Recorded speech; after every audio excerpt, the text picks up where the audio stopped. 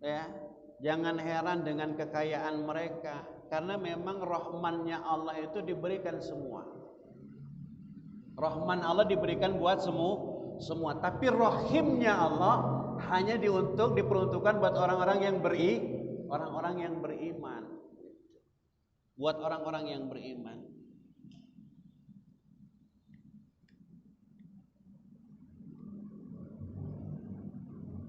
Kemudian wasani nazartu fa idza huwa yati min kibril hayati tulal amal.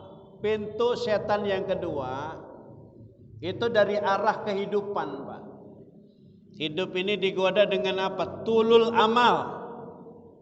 Apa tulul amal? Tulul amal itu kalau bahasa Jawanya do angan-angan. Apa? Angan-angannya terlalu berlebihan, terlalu muluk. Kemudian apa kata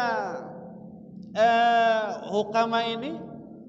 Faqabaltuhu bi khaufin mufi'ajatal maut.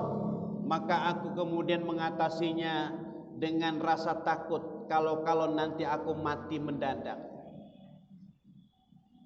Manusia dengan angan-angannya yang begitu panjang, dia punya program, Pak, punya keinginan. Manusia boleh bercita-cita, tapi kemudian panjang angan-angan itu yang dilarang, tidak boleh. Seakan-akan hidup selamanya.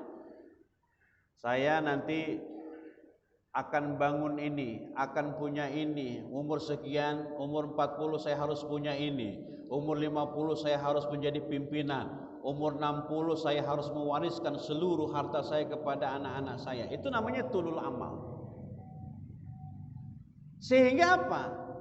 Kalau itu kemudian menjadi bagian dalam hidup kita, maka kemudian solusinya adalah rasa takut kalau kita mati mendadak. Doanya ada, Pak. Allahumma syif'ana minal bala wal waba wal ghala wal qahti wa jami'il amrad wa mautil fuj'ah. Berlindung dari mati mendadak. Berlindung dari mati mendadak. Kalau bisa kita meninggal dunia baiknya lagi ngapain, Pak? Lagi ibadah boleh, lagi ngaji boleh, tetapi yang paling bagus itu meninggal dunia dikasih sakit. Dikasih apa?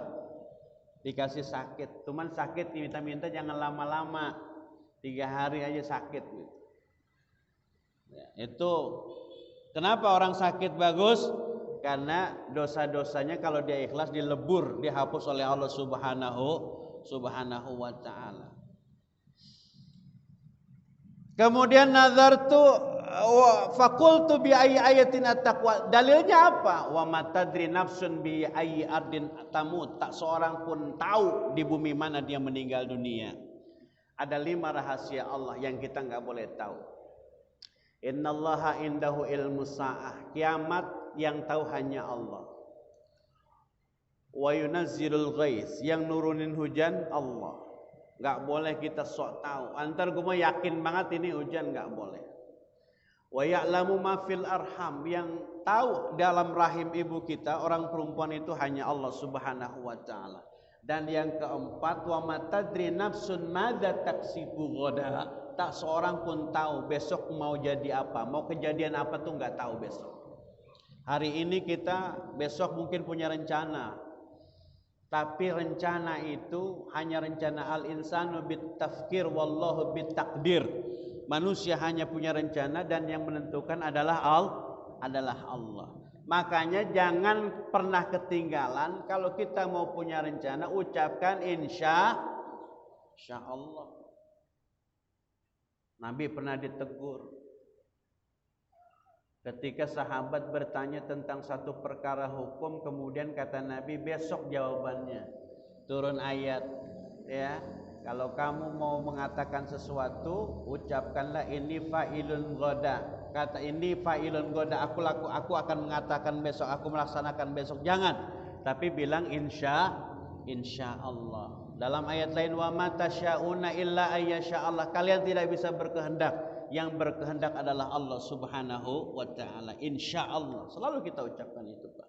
Baik dalam tulisan WA, atau ucapan kita, telepon kita, ngomong kita dengan siapa saja ucapkan insya Allah jika Allah menghendaki. Dan itu ya, itu perintah agama kita. Walaupun sederhana, ya bahasa itu sudah menjadi kebiasaan. Kadang-kadang orang bersembunyi di balik lafaz insya Allah. Ngaji nggak bang? Insya Allah dah. Begitu waktunya ngaji, ngapa nggak ngaji bang? Lah kan gua kata insya Allah. Ya. Jangan bersembunyi di balik kalimat insya Allah. Nazartu fa idzal huwa yati min qibali talabir rahah wa talabin ni'mah faqabaltuhu bi zawadin ni'mah wa su'al hisab. Setan datang. Yang ketiga dari pintu apa Pak? Dari pintu talabir rahah. Talabir rahah itu orang mencari kenikmatan. Kalau bahasa apa mah healing, kalau bahasa anak-anak kita mencari hiburan, wa talabin ni'mah, nyari kenikmatan. Kemudian aku antisipasi dengan apa? Bizawalin ni'mah wa su'il hisab, dengan hilangnya nikmat dan hisab yang pedih, su'ul hisab. Apa maksudnya? Orang Islam boleh kaya, boleh harus menjadi orang kaya. Tetapi jangan kemudian menjadi bagian yang harus kita yang harus menjadi motivasi hidup ini harus kaya, tidak. Boleh kaya tapi tidak wajib. Boleh. Abdurrahman bin Auf, saya berulang-ulang kali ceritakan ini, kan orang yang kaya, sahabat Nabi. Kata Nabi, Abdurrahman bin Auf masuk surganya belakangan. Kenapa? Karena kelewat kaya. Minta miskin sama Allah. Dikasih miskin sebentaran doang. Dia membeli kurma busuk. Akhirnya dia bangkrut, jatuh miskin. Tidak lama, selang beberapa saat, berapa hari kemudian ada orang sakit di satu kampung ada penduduk sakit yang obatnya hanya kurma busuk. Kemudian oleh orang itu, oleh penduduk yang sakit itu, kurmanya Abdurrahman bin Auf dibeli 10 kali lipat. Akhirnya Abdurrahman bin Auf enggak jadi kaya. Orang kalau udah kaya susah miskin, Pak. Tapi kalau udah miskin susah kaya. Orang kalau udah kaya susah miskin. Tapi kalau udah miskin susah kaya. Begitu hadirin jamaah rahimakumullah. Itulah kehidupan. Apakah kita kemudian cemburu dengan orang-orang yang kaya itu? Tidak. Karena orang kaya nanti hisabnya paling berat. Umur umat Nabi Muhammad, kita ini diciptakan, pembahasan kemarin. Kita ini Allah ciptakan sebagai umat yang terakhir. Umat yang terakhir. Supaya apa? Supaya kita berada di supaya kita di kuburannya itu sebentar. Supaya berada di kuburan sebentar. Umat yang terakhir, Pak. Tidak ada umat setelah ini, setelah umat Nabi Muhammad sallallahu alaihi wasallam. Dan Allah jadikan umur umat Nabi Muhammad itu 60 sampai 70. Supaya apa? Supaya dosa kita sedikit. Kalau umurnya panjang, maka dosanya juga banyak. Makanya Allah jadikan kita menjadi umat Nabi Muhammad yang umurnya pendek-pendek. Ya, tapi sebegitu pendeknya banyak kelebihan yang mampu menyamai umur-umur yang banyak dari umat-umat sebelumnya. Terakhir, apa dalilnya? Afara'aita immattanahum dharhum ya'kuluna wa yatamatta'u. Ya, apakah kamu tidak perhatikan immattanahum, jika kami memberikan nikmat kepada mereka, dharhum ya'kulu, ya dharhum, biarkan mereka ya'kulu, makan kenikmatan itu, wa yatamatta'u, dan mereka menikmati makanan itu. Artinya apa? Afara'aita in matta'nahumus sinin, bertahun-tahun mereka menikmati kenikmatan, tapi kemudian mereka akan binasa kalau mereka tidak bersyukur dengan nikmat-nikmat yang aku berikan. Begitu kata Allah Subhanahu wa taala. Kesimpulan yang terakhir, hadirin jamaah rahimakumullah. Yang keempat, pintu syaitan itu mimbabil aujubi, dari pintu ujub. Pintu setan datang dari pintu pintu ujub. Ujub itu apa? Sombong. Gumede. Faqabaltuhu bil minnah wa khawfil aqibah.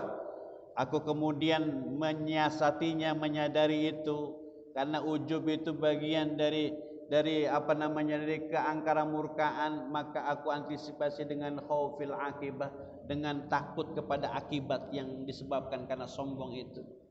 Apa dalilnya? Faminhum syaqiyun was sa'id. Dari mereka ada yang syaqiyun, ada yang celaka, dan ada yang bahagia. Dan mudah-mudahan kita semua orang-orang yang suada, berbahagia baik di dunia ataupun di akhirat. Amin ya rabbal alamin. Al-Fatihah. A'udzubillahi minasyaitonir rajim.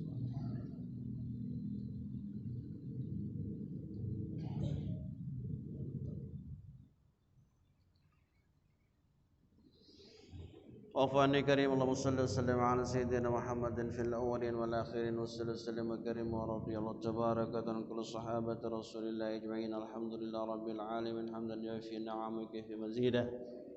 Ya Rabbana lakal hamdu wa lakal syukru kama yanbaghi li jalali wajhikal karim wa li'azimi sultanika. Allahumma salli ala sayyidina Muhammad wa ala sayyidina Muhammad. Allahumma aghnina bil ilmi wa zayyinna bil hilmi wa akrimna bit taqwa wa jammilna bil afiyah. ربنا آتنا في الدنيا حسنة وفي الآخرة حسنة وقنا عذاب النار. وصلى الله على سيدنا محمد وعلى آله وصحبه وسلم والحمد لله رب العالمين. قبل الله. Mohon maaf. Assalamualaikum warahmatullahi wabarakatuh.